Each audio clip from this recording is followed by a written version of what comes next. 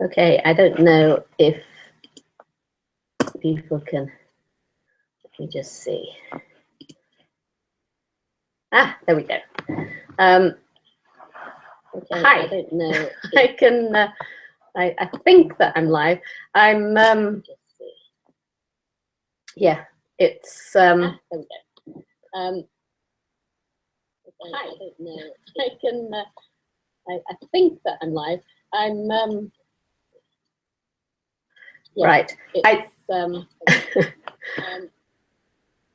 Okay, this is the first time that I've used this particular sort of, this particular software, and I think I may go back to the other one, but I just thought I'd experiment with this. But we've got quite a lag, so what I'm seeing on the screen is quite a long way behind what I'm actually saying, which is unfortunate. Let me just try and mess about a bit with the with my internet connection and see if that helps. Quite a long way behind what I'm actually saying, which is unfortunate. Let me just try and mess about a bit with the what I'm seeing with my internet connection and see if that helps. Okay, so in the meantime, if you're here and on board, then I think I've got a few viewers, so that's good. Then if you want to say hello in the comments section underneath the video, this is another thing that I've just realised, that the comments section, you're going to lose the video as it scrolls down. So again, we'll have to tweak that a little bit and do something a little bit different. But we'll see if we can manage it for tonight. So this is going to be a bit of an experiment. See how it goes. You'll also get, no doubt, get Martha and Drew involved. We've been doing some of these live sessions with the Your End of the Lead Gold coaching students, and that's been quite fun. But the dogs generally join in, so that could be quite fun. So I don't know where they are at the moment. We'll put one down here, one in the kitchen, but I don't think that'll last very long. Okay, so just seeing, put one down here, one in the kitchen, but I don't think that'll last very long. Okay, so I just, I mean, just seeing, I don't know whether to close that one down. I think I'll close the one down, but also I'm not actually watching. So I just, it slightly lagged. So I think you're behind me in what I'm saying, but if you can hear me, okay. Then let me know on the in the chat at the bottom of the below the video. Hear me, okay? Then let me know if I just type in there, or maybe even in the chat at the bottom of the below the video. Hear me, okay? I'm getting a bit of a squeak as well. I don't know if you're getting. Let me know if I just type in there. Or maybe even in the bottom of the below the video. Oh, I'm getting a bit of a squeak as well. I don't know if you're. Let me know if I just type in there. Or maybe even in the. Okay. Hi. Now it's echoing. Okay. Yeah, I can hear the echo. I'm wondering if I close this, if I just stop this. Hi. Now it's echoing. Okay. Yeah, I can hear the echo. I'm wondering if I close this, if I just stop this. Now it's echoing. Okay. Okay, so it's echoing.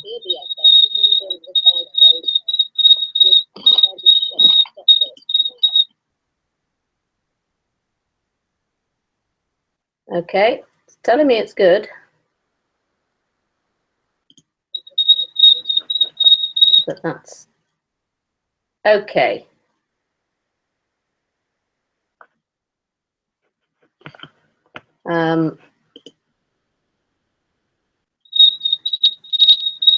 Yeah, it's the chirpling. Yes, okay. I don't know why that's happening. Okay, so I think what I'm going to do is, oh, it seems to have stopped. Oh no, it started again. Okay, so I'm going to have to work this out as to why this is doing this. I have got, I think I have anyway. Yes, I've got my my headphones in, so you shouldn't be getting feedback. Out as to why this is doing this. But yeah, this isn't working as well as the previous ones that have worked. So we'll just see how it goes. So yeah, this isn't working as well as the previous ones that have done. So is it bearable? Those of you who can, there's two places you can put comments. There's on the main page, there's a comment box there. And then on YouTube, if you're watching this on YouTube, then there's a live chat box beside it.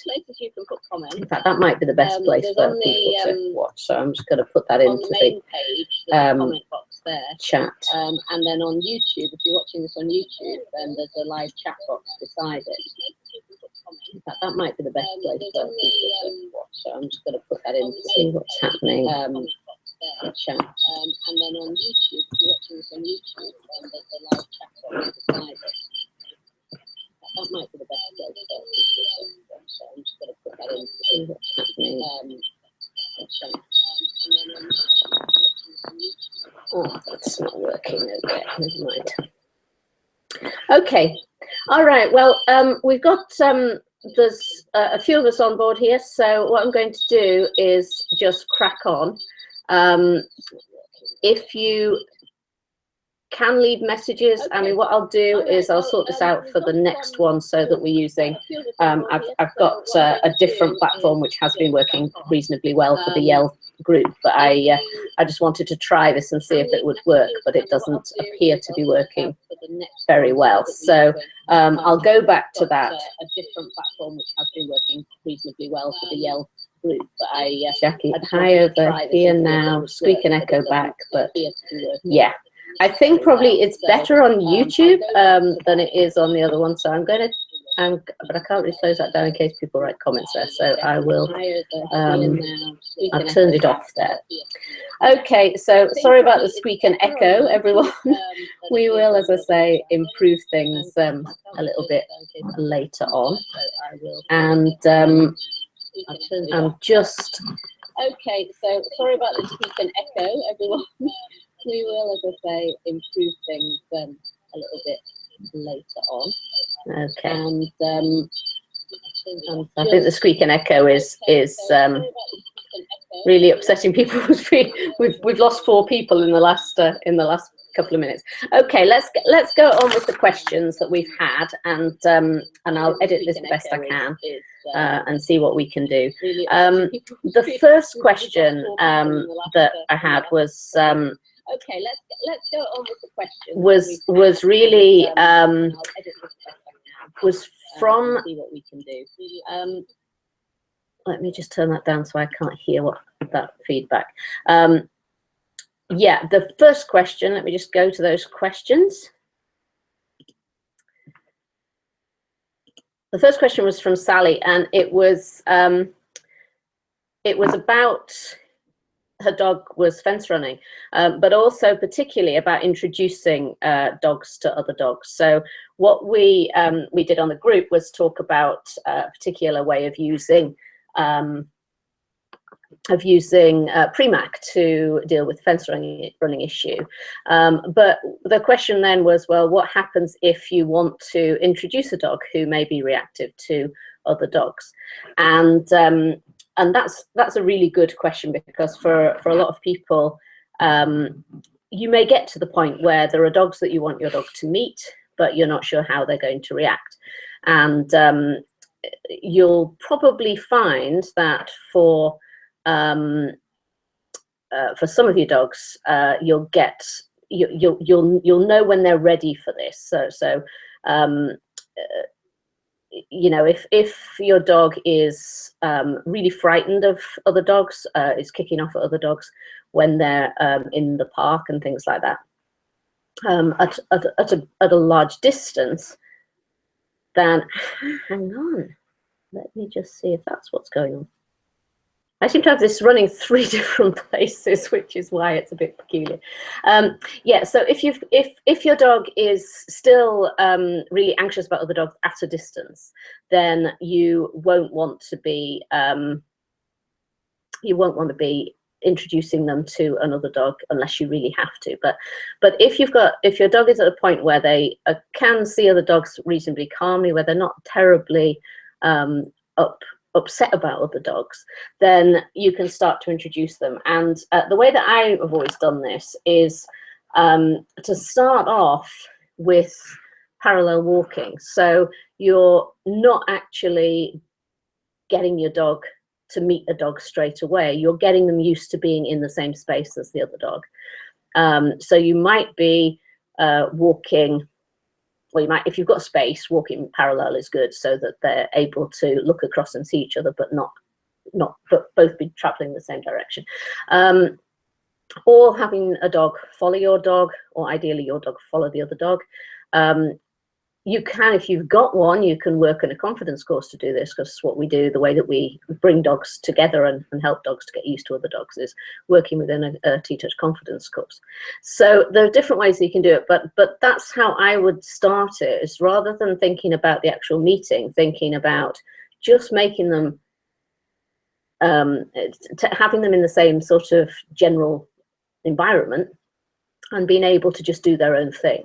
So you might be parallel walking a little bit, not marching up and down, but having them just mooch about, but near each other, but not trying too hard to make them interact with each other. Because I think part of the problem is that we often sort of think, oh, they've got to meet, they've got to socialize, they've got to be friends with each other. Quite often you'll find, I mean, I used to find this with Miri, that she would be perfectly happy when she'd met a dog once or twice. She'd be perfectly happy to go for a walk with them. She'd be perfectly happy to be off the lead with them. But she took quite a long time before she actually wanted to interact with them. So, and that's fine. You know, at the end of the day, as long as they're not having a go at the other dog, as long as they're comfortable in the same space, that's fine. They don't have to be best buddies straight away. So that's how I would sort of start with the introductions, just so that they have become comfortable being in the same space and not worrying too much about them being best friends. So that's what I would say about introductions for the dogs. It relates a little bit, I think, to the next question, which I think is Jackie's question, yeah, which is about her dog, who sounds like she's a bit of a frustrated greeter. Is that right, Jackie? Am I interpreting that right?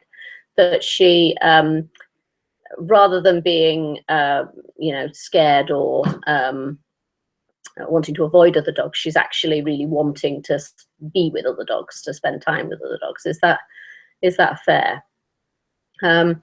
But if that is the case, and she hasn't learned how to approach another dog, and that's very, very common. Yeah, so it could be overexcited greeting. Yeah, that's very, very common in dogs like that. That if you've got a dog who hasn't really learned how to interact, hasn't really learned what to do with another dog. So when they see another dog, they want to interact with them. They're really excited about seeing them, but they don't know how to approach properly. And because they're excited, of course, they race up.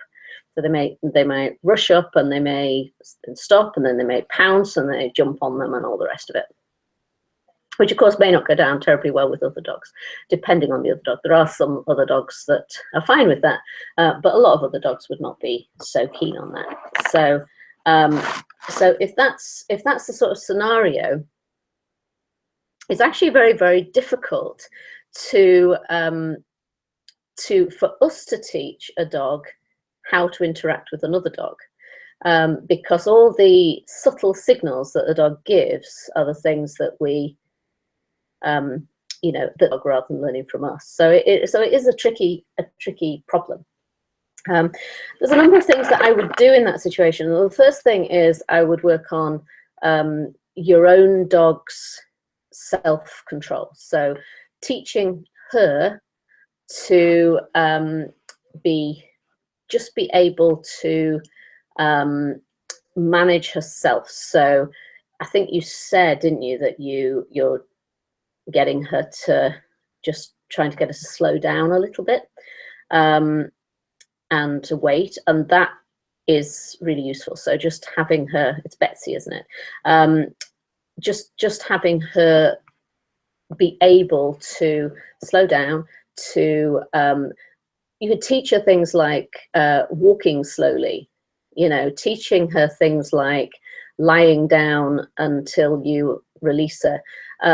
Teaching her to leave is a good thing to teach her, because you can then ask her to leave the other dog if necessary. So just those sort of general self-control exercises are really useful, just because then at least you're able to manage the way she approaches another dog. Ideally, if you can find other dogs who are really tolerant and good at communication, they will teach her how to approach other dogs. So I mean, Rue was very much like this when we first got him. He was about 6, 7 months old. He had not had a lot to do with other dogs. He was very excited when he saw other dogs, and he is huge, so he just barged into them, and he would really kind of just leap on them, and he'd throw his paws over the back and things. He still does that a little bit, but he'd do all those things. And what happened, we actually had a dog here, because Martha is not a good teacher dog like that. She will just turn around and give them hell, which isn't ideal, because he's not learning, he's just been told off, he's not learning what to do to calm down. But my sister was here with a dog that she was looking after, and this was a lurcher who is a remarkable dog, actually. She was amazing, because she would just moderate exactly to the dog she was playing with, but not in a way that would let them get away with anything. So if he got rough with her, she would just move away and then encourage him to come and play in a more polite manner. And because he wanted to play with her, he learned from her what was acceptable and what wasn't. So that sort of, finding a dog like that, they're very rare, and I would have adopted her in a second, because she was just the perfect dog to work with. But you know, finding a dog like that would be ideal, because they will teach her if she's just overexcited. And I think also she's young, isn't she? She's very young, and is she a cockapoo? Is she a cockapoo? Okay, yep. No manners. Doesn't. Sorry, I'm just checking your comments here. So far, no one has tolerated. Tried lots of dogs. Right. Okay.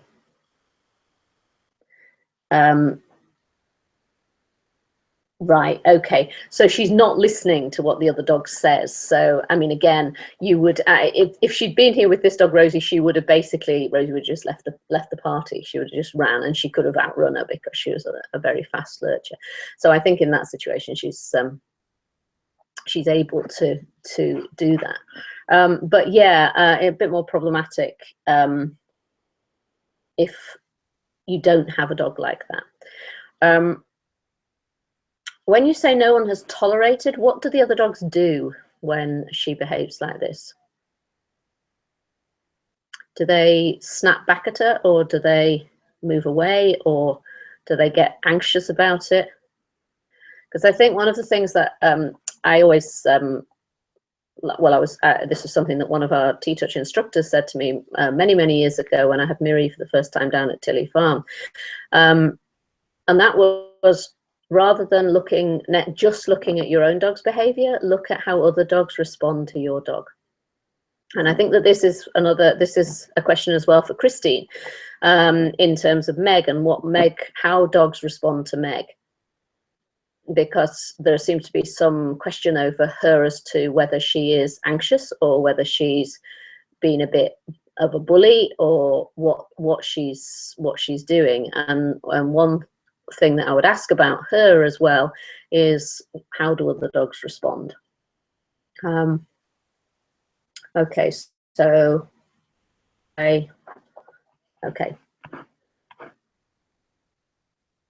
so clearly in Betsy's case, they're not impressed. The other dogs aren't impressed. So Christine, if you're still managing to be with us, just if you could put in about Meg, and we'll get to Meg in a minute. Yeah, I would focus on so rather than, because what's happening when she's meeting lots of other dogs then is that she's practicing this behavior, so which is not ideal what you want. What I would do is, I mean, you're not necessarily wanting to keep her from seeing other dogs, but I would actually take a step back and start actually reinforcing her being calm at a distance that she can be calm from other dogs. So I would be focusing on her own, doing lots of self-control type exercises. We'll be doing some of those in the engage disengage course, so there's some in there, but there are others that we don't do in there that we can look at on the course, on the membership. I would be moving her to a distance where you're able to engage with her, seeing other dogs but being calm about it. So using things like Leslie McDevitt's Look at That, or using BAT or something like that, so that she's making good choices. And with something like that, you could actually make it that the reinforcement, either with the reinforcement, is to move a little bit closer, as long as she's able to be calm about it. So you could do it like that, so that you're, rather than her having the practice of mugging other dogs, which is what she sounds like she's doing, she learns that to get to another dog, which is what she wants to do, that she has to moderate herself. So you could try that, but I think that's how I would focus on it, because if she's really if she's really strong in the way that she approaches all dogs, then she's just going to she's going to get reinforcement from mugging another dog, and therefore she's going to do it more, and you want to avoid that. So I'll try and avoid those situations.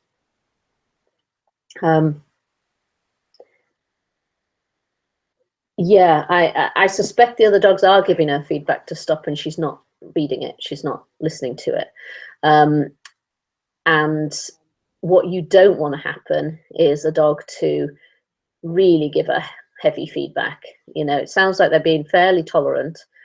She is still relatively young, but there will come a point where she'll do it to the wrong dog, who won't be tolerant, and then what you might end up with her flipping the other way, that she then becomes frightened of other dogs, and you don't want that to happen, and you don't want her practicing it anyway. So I think I would just take a step back. You know, and I'm not sure where you're based. I wish you were, if you're anywhere near Newcastle, I'll tell Alison, and she can get Rosie, because Rosie would be a perfect dog for this. And you know, I think it can be really helpful to have, particularly with a little dog, to find a bigger, strong dog. So if she's quite a small dog, but she's still overpowering, to get a really big dog that she, you know, if she does jump up at, is not going to bother. But a dog like that who can be quite moderate in the way that they respond. And the problem is that some of them might not be, and could do a damage. So it's picking the right dog for the introductions, but in the meantime working on her self-control.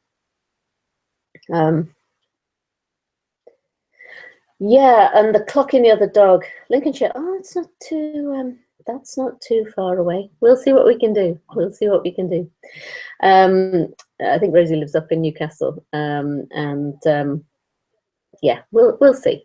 I'm sure at some point, but yeah, I think definitely focus on self-control and that bond with you. So, you know, building up that connection so she can listen to you, because at the moment she's just over aroused. That's why she can't listen to you. She just sees another dog and it's like, meh. So she's over aroused. So make sure that you're focusing on building that ability to be able to listen to you, even though there's a lot of stimulation going on. Okay. So Meg, the question about Meg, again, really interesting. Oh, here we have Rue. So let me just get this up. Yeah, so Meg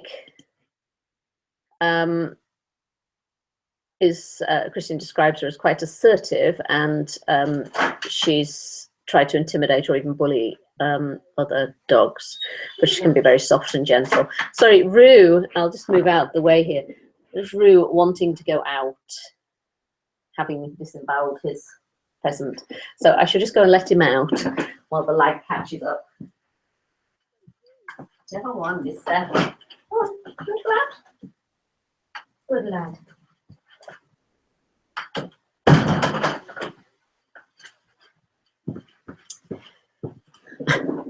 Sorry about that.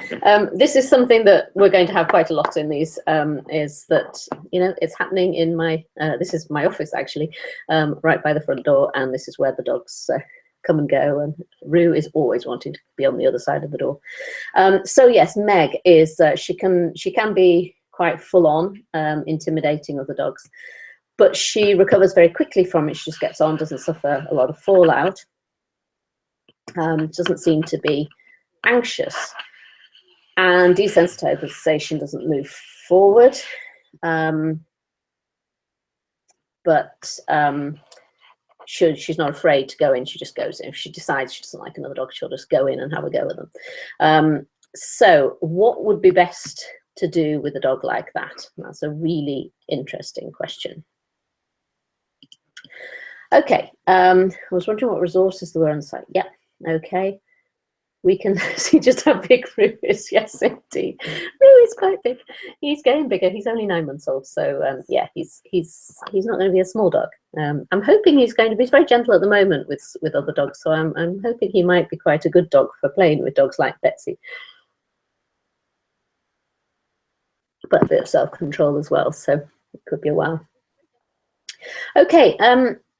Yeah, Christine, I wonder. I mean, the reason I ask what other dogs, how other dogs respond, is she sounds to me like the kind of the kid who's always fighting, you know, the one who, you know, if you it may not be anxiety in the sense that she's terrified, so it's not fear in the sense of, you know, oh my goodness, there's a scary dog over there, but it's lack of confidence still. It's a kind of bravado that says, you know, I'm gonna, you know, I'm gonna get in there and get you. So there's something there that sounds like it's not just that she's not entirely confident. And one of the things that you mentioned about how if there's some accidental flooding, she goes very quiet, makes me feel that she's kind of, you know, her response is lack of confidence. I can take on one other dog, but if there's 6 other dogs, I'm not going to, and but I'm not very happy in that situation. So I don't know if that's I don't know if that sounds like her. If that is the case, then again, I would be focusing on all the confidence building work. So I would be doing T-Touch. I would be using the confidence course with other dogs. I would be doing a lot of stuff with other dogs in the same space, but not having her meet them, because then she's able to sort of build up her own confidence around other dogs. It doesn't sound like she's anxious about other dogs, but she's clearly lacking confidence in interacting with them. And it could be, you know, there are some dogs who just, you know, they just don't like the cut of another dog's jib, you know, and they decide that they're going to go in and give them a pasting. But a confident dog generally doesn't have to throw their weight around, and therefore the more you can help her build that confidence in the context of other dogs, the better. So doing work that is you know, where there are other dogs present, but where she's not actually having to interact with them would be helpful. I don't do anything in the same space. She can really lose it. Okay, so what sort of distance is she comfortable with another dog?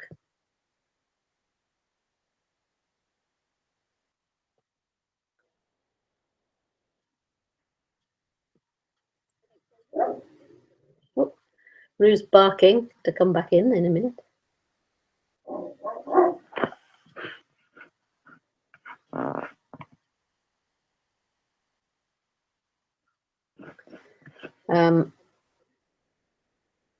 So, I mean, the space can be big. I think that's the critical thing, is that you can do stuff within the same space as another dog at a distance she's comfortable.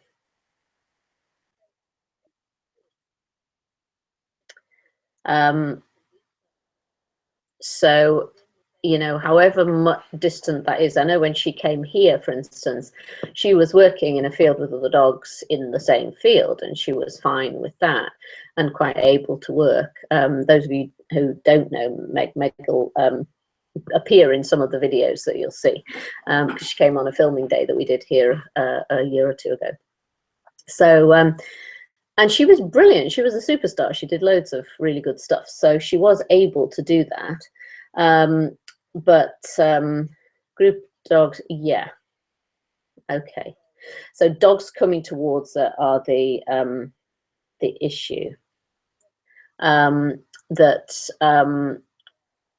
she can't meet another dog. So presumably like walking down the road or something like that, she can't meet another dog coming towards her. Okay. So that then what you if you can work somewhere where you can control where the other dogs are. So say the other dogs are doing something. One thing that I think is a useful thing to do is to really seek out opportunities to work with your dog somewhere where you can watch other dogs are involved in some other activity, so that they're less bothered about you. So one of the things that you can do is, you know, if you go to something like an agility show and just hang out at the perimeters of it, so you can watch. So that was ideal for if you've got a dog who's got issues about moving dogs, because you can watch from a distance. You don't have to be kind of in the throes of it, and you can sit in a car and watch from a distance at some of them, some of the smaller ones. One thing I used to do with Miri was go and watch dogs playing on the opposite side of the river, because I could be on one side of the river with her and she could watch other dogs playing in the river. She had an issue particularly with dogs who were running and playing. So that was great, because we could watch across the river, and I knew the dogs couldn't get to her, so I could control the distance. Sorry, Rachel's very kindly letting Rue back in, who was barking. Don't know whether he's going to come in or not, is he? Don't worry. Okay. So all these distractions going. Here we go. There's Rue. Hello, Rue. Okay, lad. He's going back to the kitchen. Okay. So yes. Sorry, I'm getting distracted by the other video, which is about a minute behind, which I think is where you are as well. Always, every single time we can be working one dog. Okay.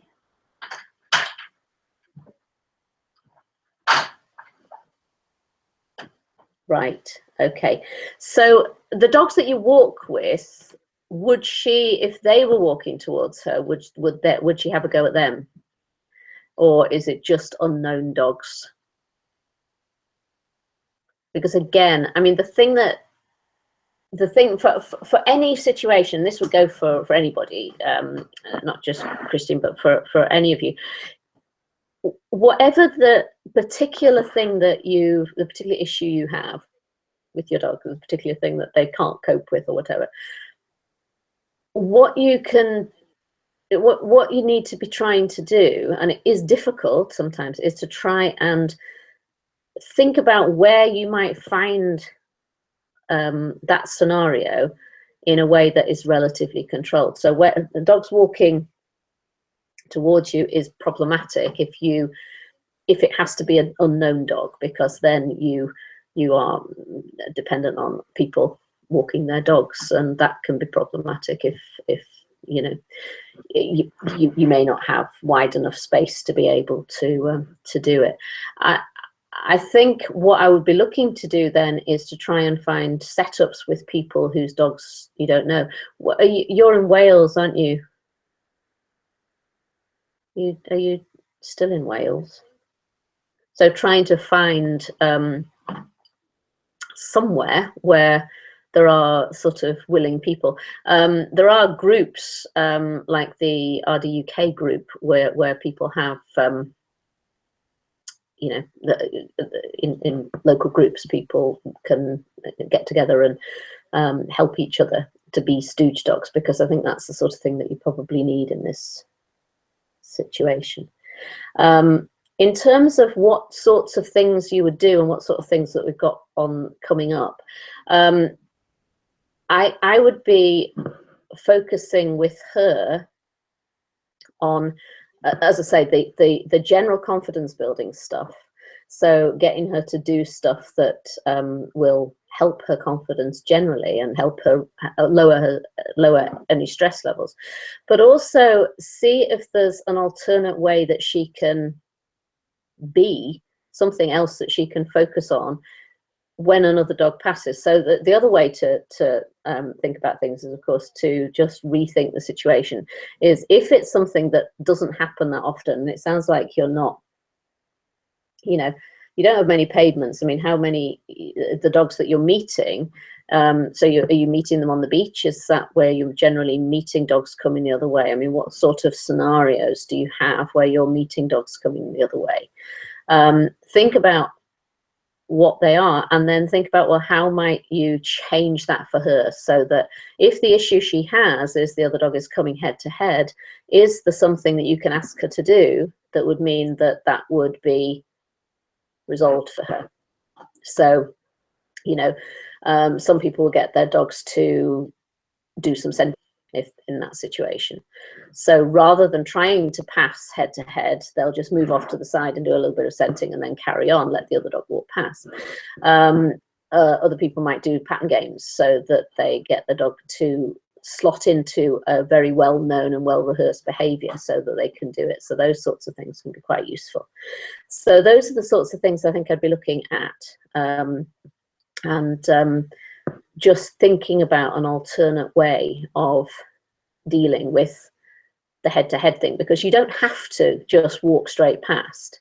You know, you want to be able to get past, but that's different necessarily from walking straight past. So you could look at an alternative way of progressing past. Surprises in the woods. Whoa. Okay. But woods, I mean, are the woods very narrow, or are they, is the space? I mean, woods are, I mean, in one way, woods are great because there's so many other things that could be distracting. So, I mean, again, I suppose it depends on how surprised you are. So if somebody just suddenly pops out of nowhere, then that's a scenario that you can't do much about anyway, because, you know, you can't predict that at all. All you can do in that situation is work on your dog being able to respond to you as quickly as possible.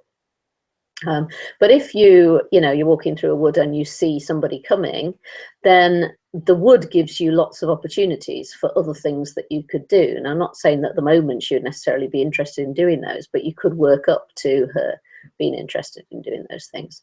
So being interested, for instance, in doing some scent work, doing some, I don't know, parkour or something, something that would give her a different activity to do in the woods. It wouldn't be wood parkour rather than urban parkour, but those sorts of things.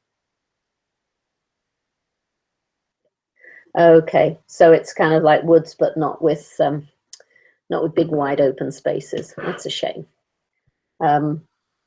Yeah, it's difficult because depending on your dog, one of the things that I would always say is that you do avoid those sorts of narrow paths where there's no passing places until you're ready for them. At the end of the day, if there are alternatives, then like the beach, for instance, then that's what I would do. And if you're on the beach and there's a dog coming the other way, then I would move far enough away so that she's not able to have a go. Presumably she's off the lead, is she, in this scenario? If she's off the lead, then again, working on things like recall and stuff like that is obviously an important part as well. So it can be difficult, certainly. I'm certainly not suggesting that it's an easy situation, but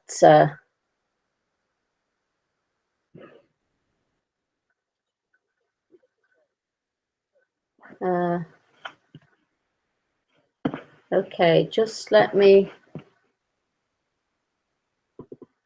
So we need to click on the video and go to you. Oh, okay. Right. Okay. So right. So click on the video. Let me just go back into the forum and see what's going on.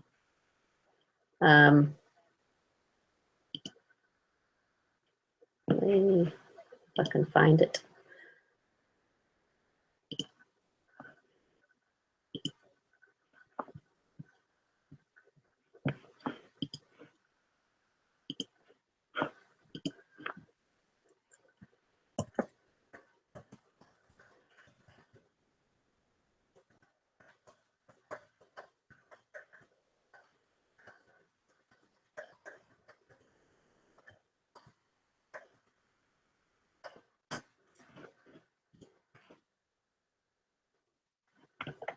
Okay, so I've done that. Okay. Please you say that we need to click on the video and go to YouTube to watch the chat. It's not working in the other links. Okay, so it's not working on the. Oh, right. Okay. Okay, so this experiment has not worked. I will fix this for the next one. But yeah, I just put a note on the forum, and also I'll just put a note on this thing. On the YouTube button for people to click on the YouTube button.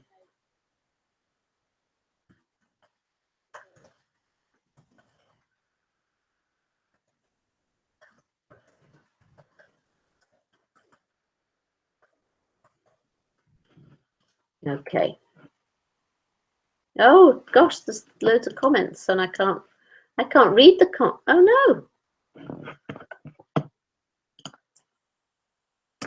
Oh, that, okay.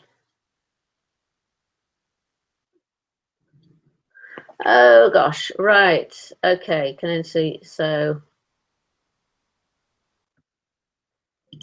sorry, I apologize to everybody. I didn't actually see the I didn't actually see all these comments. So because they weren't showing up for me until I refreshed the screen. So sorry about all this. I can see everybody having problems, which is unfortunate. Sorry about that. So click on, I'll just put another note there, click on the YouTube button on the video.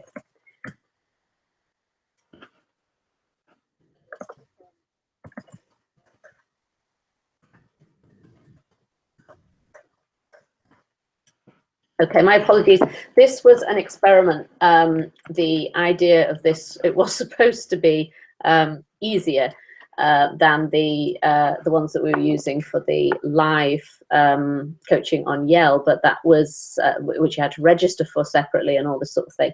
And given that we've had problems with people registering for the forum, I thought, well, let's try this and see if we can just do it without having to register.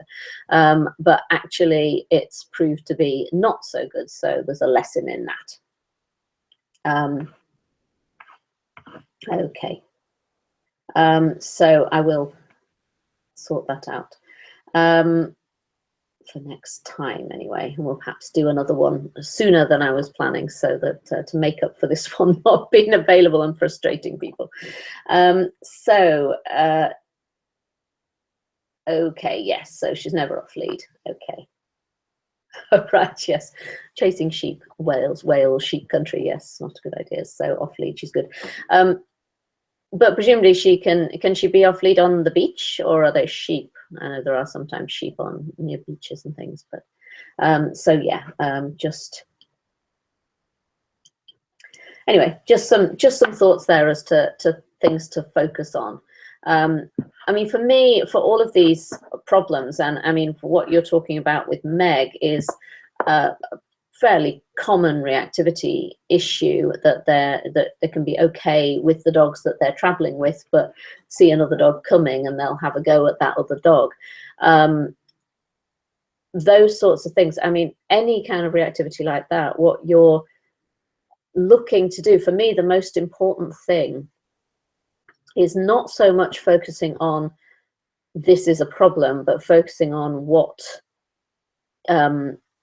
you want your dog to be doing. So how you want your dog to behave. So what is it that you'd rather she did instead?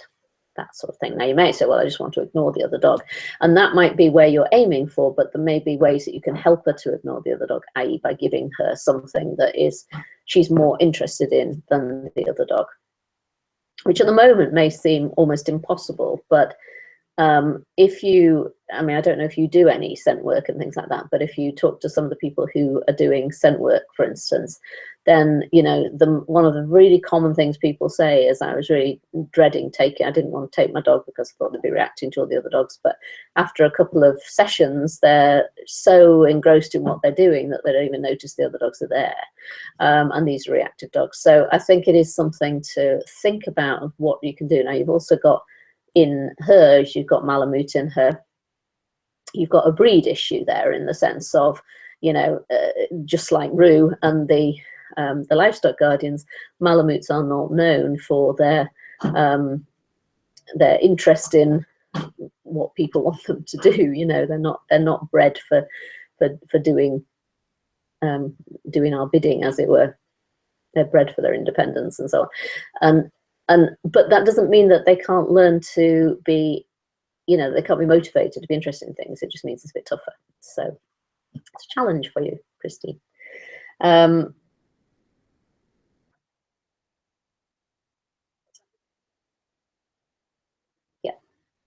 Scentaholic. Well, there you go. That's what I would focus on. She loves scenting. Your challenge then is to help her direct it, or to be able to direct it to something. So have a look at, have you done any talking dog scent work? That's the sort of thing I would be starting with. I'd be looking at things like that. And just really because if you can get her into scent work, or try tracking, you know, it doesn't really matter. It doesn't matter what, but getting her using her nose on something else, she's going to be far less interested in the other dogs. Video's frozen. Okay, it's okay now. That's fine. So Tracy, love the idea of focusing on what you want your dog to do. Yeah, and that I think is one of the key things. So is the more I've worked with dogs and people with reactive dogs, and I'd say now I see my role as far more about working with people than it is working with dogs, because actually the biggest challenge is us. The biggest challenge is changing us from thinking my dog is a real problem to thinking, what can I do to change the situation so that my dog can be happy with it and I can be happy with it? So for me, that is the critical thing, is what is your dog good at? What is your dog, does your dog enjoy? You know, what have you got the basis of that you can take and work with so that you can change this whole thing of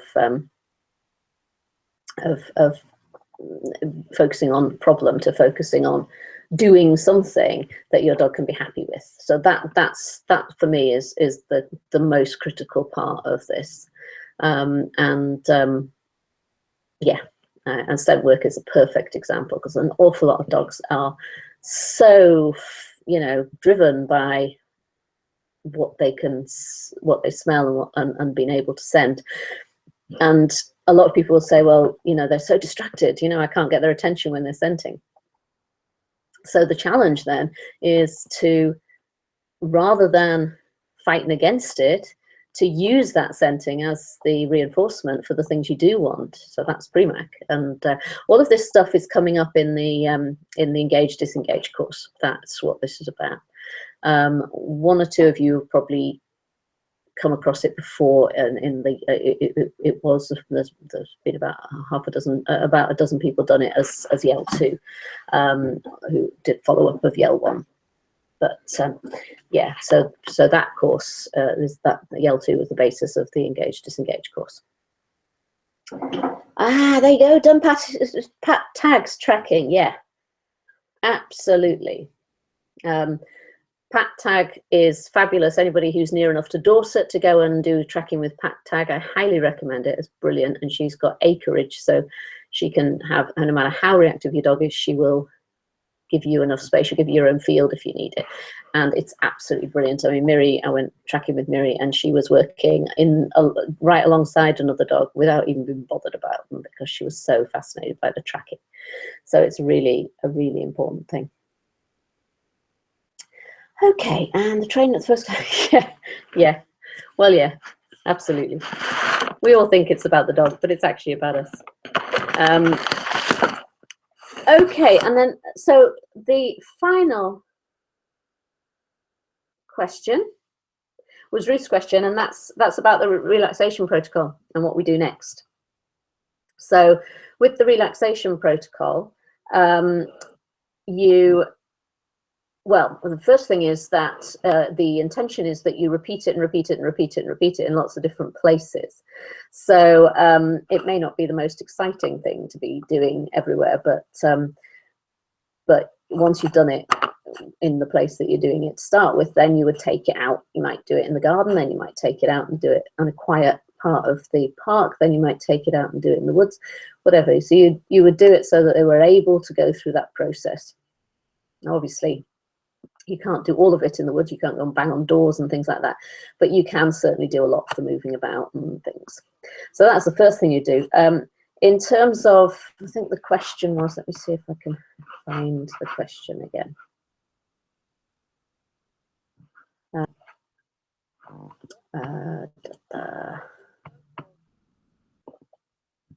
okay. Sorry, I'm just trying to find the questions I've closed down. I didn't mean to close down the questions.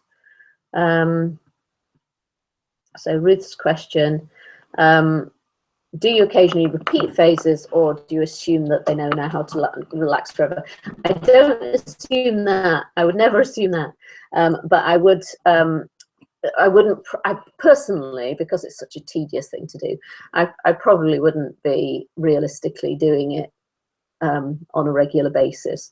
What you might do is take work out for yourself what are the critical elements that are important for your dog. So there's nothing magical about this. It's just a repetitive sort of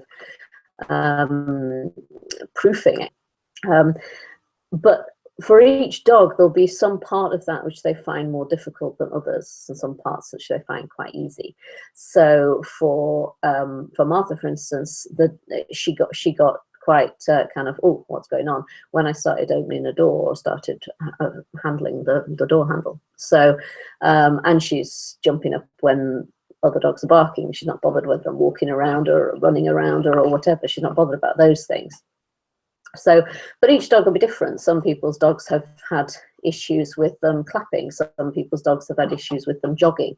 So whatever your dogs are the key things that your dog finds more difficult, then those are the things that you might want to keep on just trying to drip into your training. So so you might, for instance, just when you've been through the whole process, you might work out your own little routine that you would do in different situations, and you might just keep on trying it in different situations. So you might try it, you know, going down to a cafe and sitting and doing a little bit there. You might do it out in the open spaces, down on the beach, whatever it is, so that they're able to learn that they can relax in those situations as well. So that's how I would do it. I wouldn't go through 15 days worth of these exercises repeatedly over and over for years and years, partly because I just haven't got patience, you know. I mean, I don't think I'd have got to day 7 if it hadn't been for all of you lot. So you know, it is one of those things that I think is good to do in a group.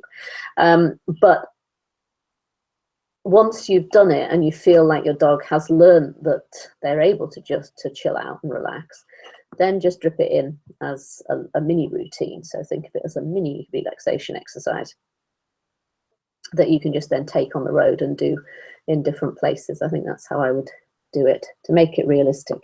Wendy, yay! I'm finally here.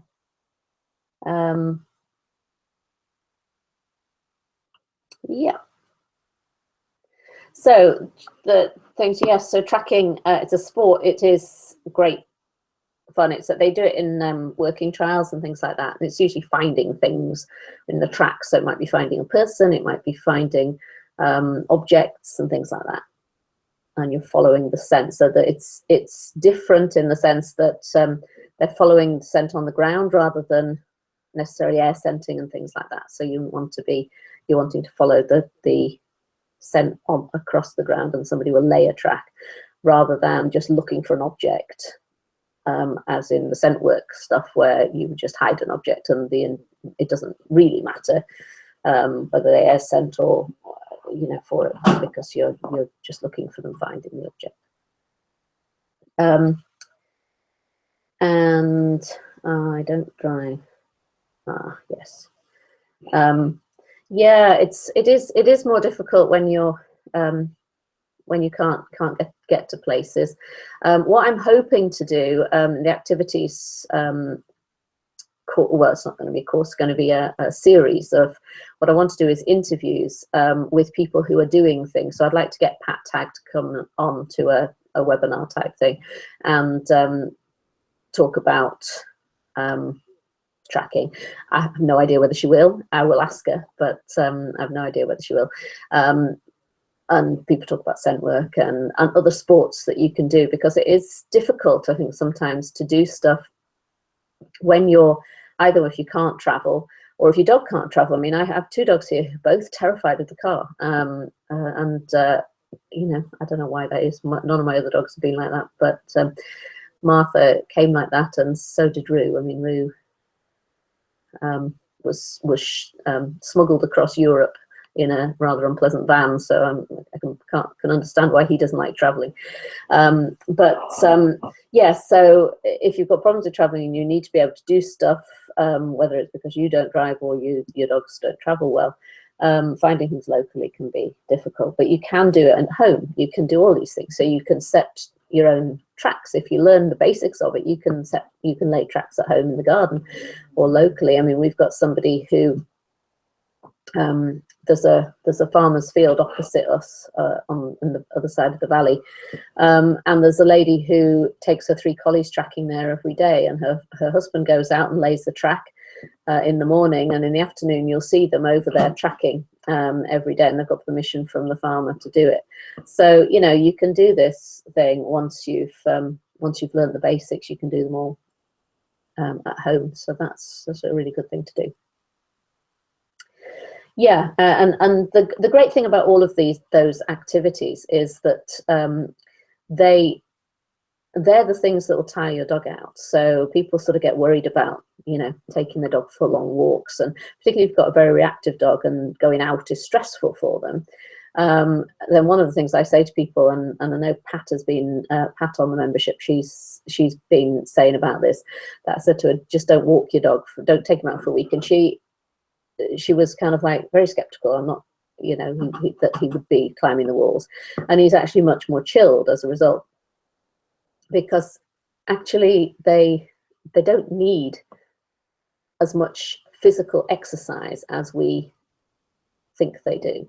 So we're kind of in society led to believe that dogs need to have hours and hours of walking, and because we talk about hours and hours of walking, you think that means hours and hours of physical exercise.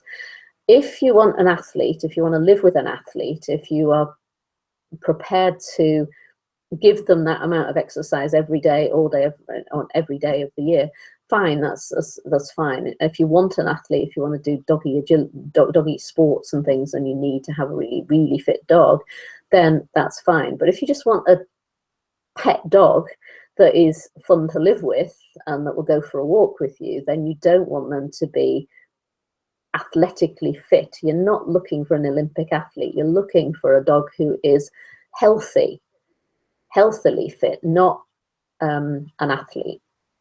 And so for that, you know, your dog doesn't need masses and masses. They will get most of the exercise they need just running about in the garden, or going for whatever walks that they're able to go for. But the thing that will make or break their state of mind is giving them interesting things to do, things that are going to use their mind.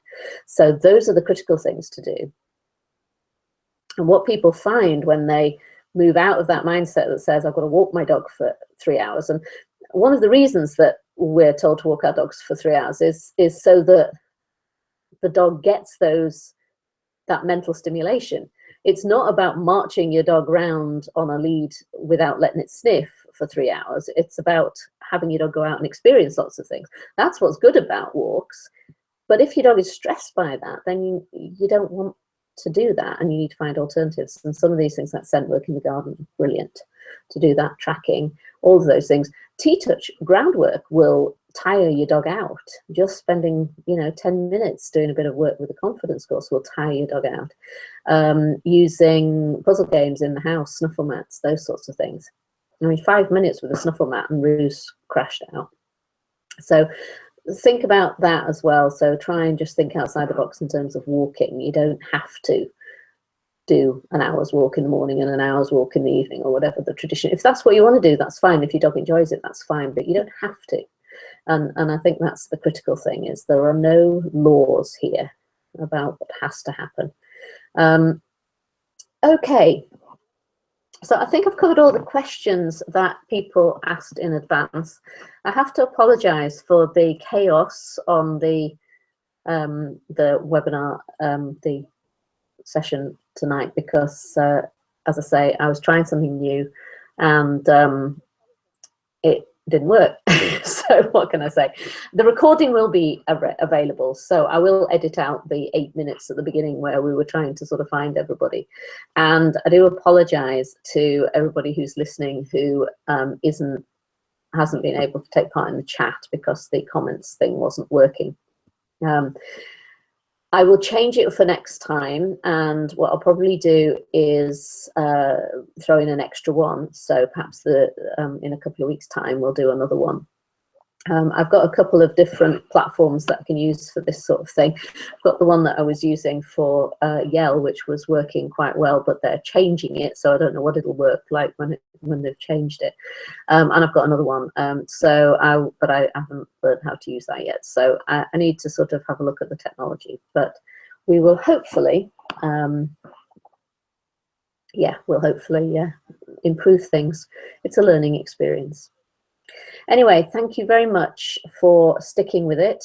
And those of you who didn't stick with it, hopefully you'll be able to pick up the replay, and we'll do it again. So you wouldn't have missed out. Yeah, Jackie, Zoom. Yeah, absolutely. I've heard other people say Zoom is good. There was some reason why I didn't want to use it, and I think it might have been numbers, but I'll have a look at it again. Because the numbers aren't huge in this, so it should be okay. Well, I suppose it would be better on YouTube, though, for the chat. Okay. Lovely. Okay, then. Well, I will enjoy the rest of your evening or morning or whatever time it is, wherever you are. I think most of us are in the UK, but there may well be people joining us from elsewhere. So enjoy the rest of your evening, and I'll see you on the forum. If you haven't made it to the forum yet, if anybody's here who hasn't made it to the forum and you're struggling with that, just get in touch with me, and if you drop me an email at janet@canaanconfidence.com, I will sort that out for you. So I'll get you on there, because there's lots of great discussion going on there. Okay, I will I'll see you there. Okay, bye then.